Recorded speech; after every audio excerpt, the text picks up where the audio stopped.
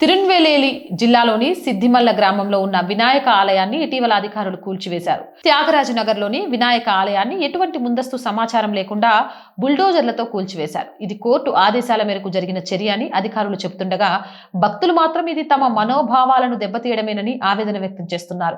నెల్లా వన్నారపెట్టే భరణీనగర్ సరైన అనుమతి లేకుండా ఒక మసీదు నిర్మిస్తున్నారు.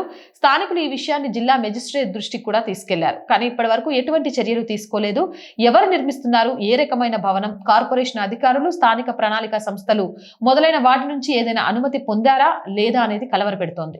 ఇక హోసూర్ సమీపంలోని కొలమాన గలంలో అధికారులు చేపట్టిన ఆక్రమణల తొలగింపు కార్యక్రమాన్ని ఖండిస్తూ మహిళలు ఆత్మాహుతికి ప్రయత్నించారు. 2 కోట్ల విలువైన ఆలయ భూములను అధికారులు స్వాధీనం చేసుకున్నారు. 1120 చదరపు అడుగుల విస్తీర్ణంలో నిర్మించిన భవనాన్ని కూల్చివేయడంపై స్థానిక ప్రజలు అభ్యంతరం వ్యక్తం చేశారు. డీఎంకే ప్రభుత్వ అధికారంలోకి వచ్చినప్పటి నుంచి వందలాది హిందూ దేవాలయాలను లక్ష్యంగా చేసుకుని కూల్చివేస్తుందని ఆరోపిస్తున్నారు.